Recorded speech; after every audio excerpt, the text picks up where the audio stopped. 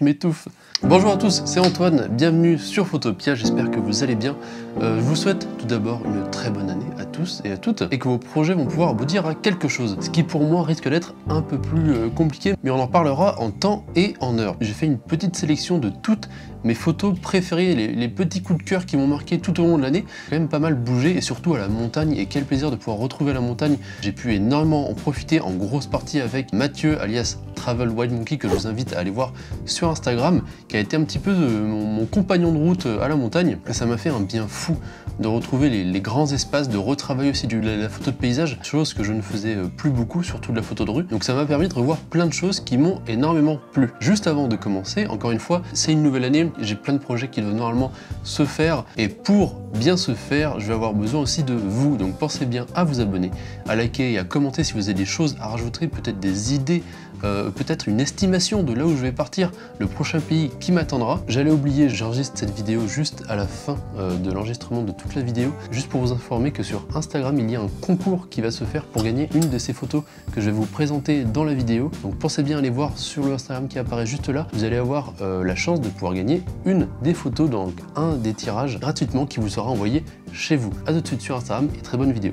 En attendant, on va parler de mes photos et on commence tout de suite avec un des derniers voyages, le Portugal. Cette petite photo-ci que j'aime particulièrement, alors, le rouge du vernis de cette dame avec les fleurs qui sont juste derrière. Et j'aime beaucoup ces photos de rue parce que déjà elle a un mouvement qui est assez expressif avec cette main devant les yeux, et la façon dont elle est à la fenêtre parle beaucoup, et en plus on a ce rappel de couleur avec les fleurs et ses doigts, donc ses ongles qui sont vernis, que je trouve vraiment sympa. Et ça pour moi c'est le genre de photo de rue qui fonctionne plutôt bien. D'ailleurs on est en train de les poster sur Instagram, donc allez voir sur Instagram, il y a toutes les photos du Portugal une fois par jour qui sont postées. Et ici une très simple photo de quelqu'un qui a un haut orange avec un ciel bleu, une balance des blancs qui va être un peu plus froide, et ici on a donc un très beau contraste avec le sujet au milieu. Donc cette photo est très simple, mais pourtant moi je l'aime beaucoup, je trouve qu'elle fonctionne bien. En plus on a ces lignes directrices qui amènent vers le fond, il y a une espèce de perspective qui emmène les yeux au fond, et en plus j'ai choisi un format, il me semble 16/9 ici, qui fonctionne très bien, d'autant plus en story. Une photo que j'ai beaucoup aimé.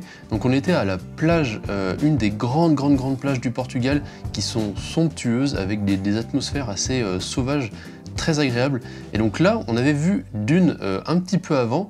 Et donc pour cette photo là je me suis fortement inspiré de Dune. J'ai un petit peu surexposé le ciel qui est tout au fond avec une espèce de brume sans être rajouté, ça c'était sur la photo. Avec le flou de l'arrière-plan ça l'accentue aussi. J'aurais néanmoins peut-être dû fermer un petit peu l'objectif pour avoir une scène un petit peu plus nette au premier plan. Là on est très focus sur les bijoux, sur la bague, ça aurait été pas mal aussi d'avoir la bouche et la main arrière un petit peu plus nette, mais j'aime beaucoup cet effet avec cette ambiance un petit peu jaunâtre et un ciel très blanc qui reprend un petit peu l'atmosphère du film Dune que j'ai adoré. Encore une fois ici une photo très épurée, on est sur la même plage, j'étais allé au plus proche possible des pêcheurs avec mon 135 mm, ce qui me permet d'avoir des scènes assez rapprochées tout en étant assez loin pour pas non plus trop les déranger. L'horizon est pas droit du tout, mais je trouve que ça va très bien avec la façon dont se tient le pêcheur qui est un petit peu en déséquilibre. Donc pour moi je trouve que ce cadre, cet horizon qui est désaxé, fonctionne assez bien aussi avec les cannes à pêche penchées, etc. Il y a un équilibre global qui fonctionne plutôt bien. Donc on a les cannes à pêche en premier plan avec le pêcheur qui est derrière, comme s'il installe au fur et à mesure ses lignes au bord de la plage, et donc l'histoire fonctionne bien, on comprend exactement ce qu'il fait. Encore une fois la même plage, décidément ici ça a été assez joli.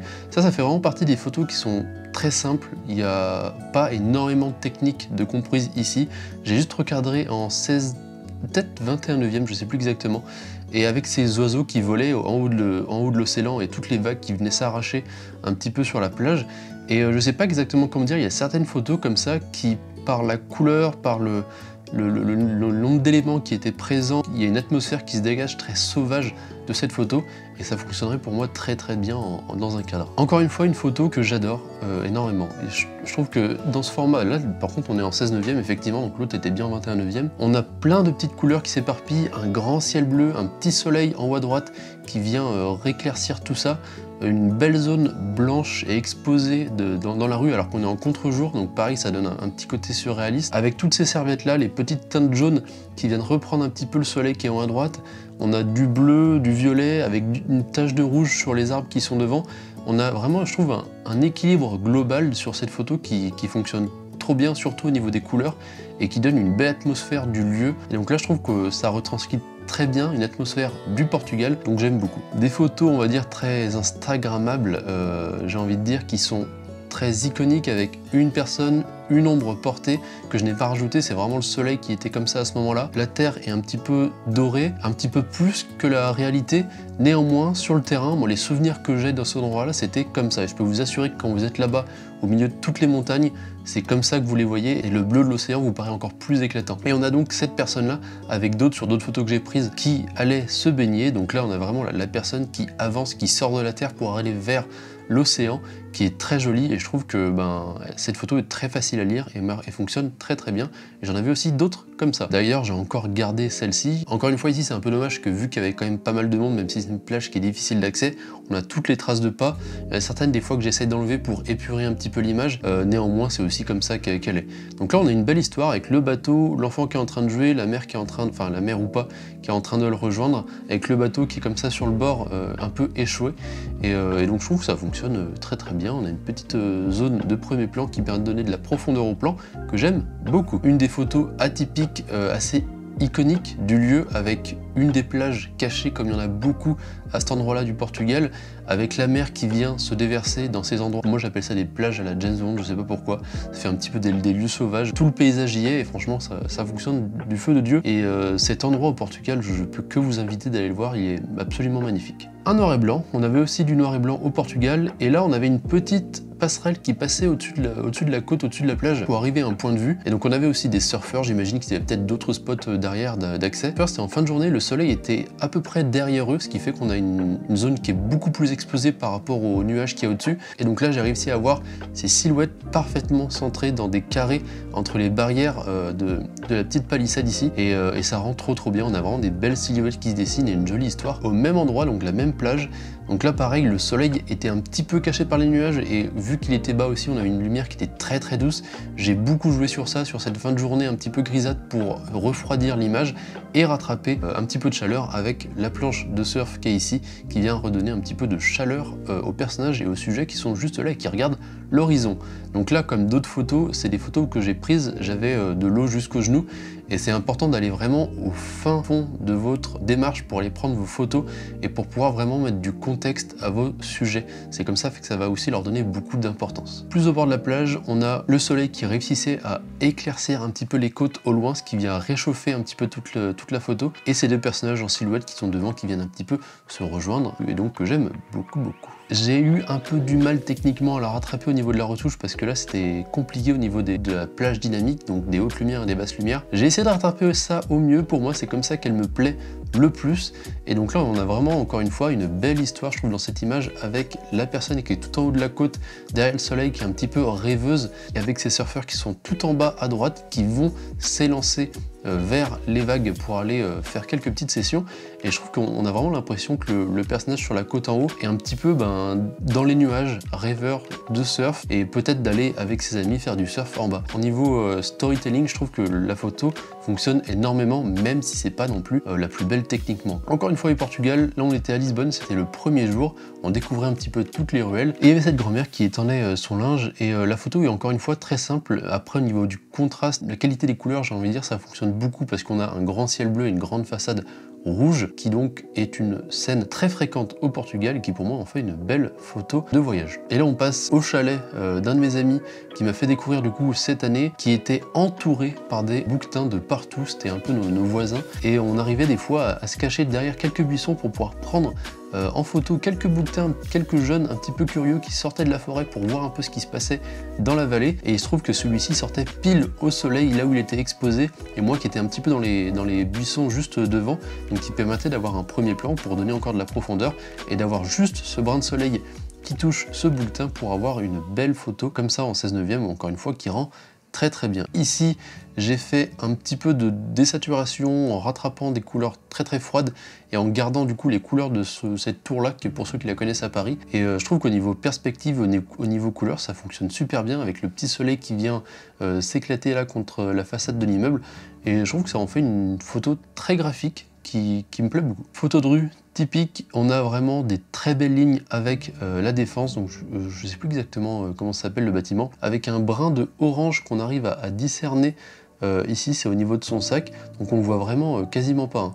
Mais j'ai gardé une teinte très très froide pour pouvoir mettre en valeur un petit peu cette petite tache orange. Ça aurait été mieux avec une meilleure silhouette, mais encore une fois j'aime beaucoup la perspective que donne et l'espèce de côté grandiose du bâtiment. Une photo beaucoup plus simple, beaucoup plus minimaliste, avec le cycliste qui passe devant. Donc là j'ai fait quelques photos, j'ai attendu que des gens passent devant moi pour pouvoir composer une belle scène et pour pouvoir ensuite réussir à avoir ce même bâtiment là dans un côté beaucoup plus minimaliste. Et d'ailleurs si on regarde bien, il y avait une personne qui faisait un shooting avec une modèle, et sans faire exprès, je l'ai pris quand elle était en train de se changer. Donc voilà, c'est des petits historiques des fois que j'aime bien garder dans mes photos. C'est aussi ça, la photo de rue, c'est de capturer l'instant et de voir aussi ce qui s'est passé en arrière ou en premier plan. Petite aventure urbex, c'est bien parce que aussi on fait une rétrospective de toutes les vidéos que j'ai pu faire. C'est encore une fois Hit the Road qui m'a beaucoup inspiré pour l'urbex parce que j'adore vraiment ce qu'ils font, et Paul au niveau des photos est toujours incroyable dans les atmosphères qu'il retranscrit. Cette photo d'urbex là qui marche plutôt bien avec la petite frontale rouge qui vient mettre en avant le sujet, donc Jojo ici, qui était en arrière-plan. Petit urbex à Lyon, la vidéo est bien sûr disponible. Une des premières photos de l'année, c'est là où j'ai testé le Cinebloom, donc le filtre qui est actuellement sur la caméra maintenant. Et donc la photo a vraiment rien de spécial, mais elle a un côté froid et technique, mécanique assez agressif. Presque pas steampunk, mais je sais pas si vous voyez un peu ce que je veux dire, un petit peu Final Fantasy VII dans la cité où ils sont, je me rappelle plus comment ça s'appelle. Il y a un petit truc comme ça qui me fait beaucoup penser à ça, avec ces petites taches rouges qui sont placées par-ci par-là, qui viennent donner un peu plus de contraste à l'image qui est beaucoup plus froide. Une des photos qu'on a faites au retour du chalet, il avait pas mal plu le matin avec une belle brume quand on est parti, et en fait du coup ça permettait d'avoir des jolies atmosphères dans la forêt. J'étais derrière tout le monde, ils m'ont un peu attendu sur la fin, mais ça m'a permis de sortir de belles photos, dont celle-ci qui a un côté très black metal, on va pas se le cacher, bien refroidi, que j'ai beaucoup joué sur l'atmosphère. En tout cas il y avait déjà pas mal de brouillard, ce qui m'a permis d'avoir cette atmosphère un petit peu féerique et sombre dans la forêt. Une très belle photo je trouve, très iconique du lieu où on était, avec des grands terrains d'herbe, un joli blanc, et ensuite qui vient s'effondrer dans la vallée comme ça avec une grande falaise. Une bonne différence entre le début de l'été et la fin de l'hiver qui se trouve en face sur les montagnes, et le petit banc qui invite au paysage, qui invite à aller découvrir tout ça, et je trouve la photo magnifique. Pour une photo d'un bouquetin qui était juste à côté, celui-ci était particulièrement imposant. Au début sur la photo on ressentait moins ses yeux rouges, on les voyait mais vraiment c'était assez infime, du coup je les ai très fortement accentués ici pour avoir ce côté un petit peu satanique on va dire du bouquetin, de l'image qu'il a, plus avec la lumière, les branches qui sont par-ci par-là, on voit qu'il est un peu mélangé dans la forêt, maître des lieux. Une des photos que j'ai préférées de cette année, quand je vous parlais de la différence entre la fin de l'hiver et le début de l'été, pour moi cette image le représente parfaitement. Donc on a vraiment le bas de la vallée qui est touché par l'été, et le sommet des montagnes qui est encore enseveli sous la neige et qui donne un très bon contraste ici. D'ailleurs, petite parenthèse, la boutique est toujours disponible tant que je suis en France pour pouvoir acheter des photos. Donc s'il y en a qui vous plaisent, n'hésitez pas à aller voir le site avec le lien en description si ça vous plaît, pour pouvoir acheter vos propres tirages. On était parti en exploration, retrouver un avion, une épave d'avion abandonnée en pleine forêt, et on s'était arrêté au bord de la route, et donc j'ai donné un petit peu cette atmosphère avec tous les arbres qu'on a au 135 mm. Ça donne une photo avec un nombre de détails incalculable vu le nombre de sapins qu'il y a. J'ai un petit peu abusé, dans le bon sens du terme, de la balance des blancs, pour avoir quelque chose de très froid, de très glacé. Pareil, ce dégradé, on arrive à lire un petit peu le dégradé de la montagne avec les différentes luminosités qui viennent s'appliquer sur les sapins, qui fait différents crans de niveau de lecture que j'aime beaucoup. Ici, arrivé aux Arcets, une de mes plus grosses vidéos, comment réussir vos photos de paysages, donc plein de conseils qui peuvent beaucoup vous aider si jamais vous partez entre autres à la montagne ou même ailleurs, hein. C'est des choses qui marchent un peu pour tout. C'est pas exactement le lac de Pierre, c'est un petit marais qui est juste à côté, mais ça fait partie du lieu, ça fait partie du charme du lieu qui est absolument magnifique, qui est une randonnée qui est assez accessible, qui vous permet aussi de dormir dès qu'il fait un petit peu beau là-bas en haut, et de profiter d'un paysage complètement paradisiaque, montagneux, que j'adore, que je peux que recommander. Et je n'ai qu'une hâte, c'est d'y retourner. Photo du lieu au petit matin avec quelques taches de bleu qui vont rappeler un petit peu ce ciel. Petite info que je peux vous donner sur cette photo, c'est que j'ai fait deux photos pour en faire une. Un focus au premier plan et un focus à l'arrière-plan, histoire d'avoir une netteté un peu partout. D'ailleurs, ça peut se voir parce que sur les fleurs, elles sont bien nettes ici. Ensuite, on a une zone de flou là, ce qui est un peu étrange. Et c'est renet ensuite sur les montagnes. Donc ça se voit pas sur la photo globale, c'est fait exprès. Mais du coup, c'est pour ça, c'est parce que j'ai pris deux photos pour avoir tous les plans de net. Et effectivement, ça fonctionne très bien, d'autant plus quand il est imprimé. Une photo assez classique qu'on va faire en montagne, la montagne avec la Voie lactée. J'étais à f4, donc je montais assez haut en ISO, j'étais à plus de 2000 voire même 3200 avec la Voie lactée qui vient se dévoiler derrière la montagne. Un des premiers calvaires de cette année, ça a été l'aventure au Parmelan. On allait dormir au refuge du Parmelan en plein hiver, il faisait moins 10 voire peut-être moins 12 je crois en haut. On a réussi à dormir à 0 degré dans le refuge, donc dans le coin d'hiver. On avait un ciel totalement dégagé, c'était magnifique avec quelques lueurs de la ville qui viennent éclaircir la montagne ici, et d'autres photos comme celle-ci aussi que j'étais très fier. C'était un peu une des photos clichés Instagram que je me suis dit il faut que j'arrive à en faire une comme ça, et effectivement je suis capable, donc ça rend très bien. Mathieu qui était là toujours avec sa frontale, mon modèle un peu officiel de cette année. Un des jolis tests du filtre Cinebloom, ça a été à Annecy. Avant d'aller au Parmelan, j'ai pu faire des jolies photos avec mon 135 mm, et le filtre Cinebloom, quand on a une atmosphère comme ça, il faut se dire que l'atmosphère du lieu était assez incroyable, mais avec le filtre Cinebloom ici, ça n'a fait que l'accentuer. Typiquement une ambiance à la Blade Runner ici, et que j'ai beaucoup envie de refaire sous d'autres situations, avec d'autres paysages. Et on arrive sur la fin, c'est parfait parce qu'il me reste 4 minutes d'enregistrement, et là je vais arrêter sur le MacBook. D'ailleurs le MacBook, hop, je le ferme ici.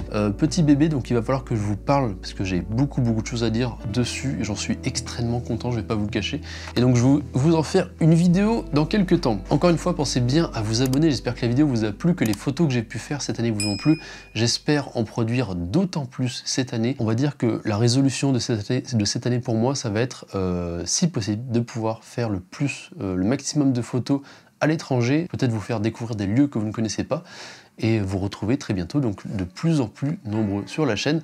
En tout cas, je vous dis, moi, à la semaine prochaine, normalement, si tout se passe bien. Et puis voilà, portez-vous bien. Encore une fois, bonne année. Mes meilleurs vœux pour tout le monde. Je vous retrouve très bientôt sur Photopia. Ciao. Hi.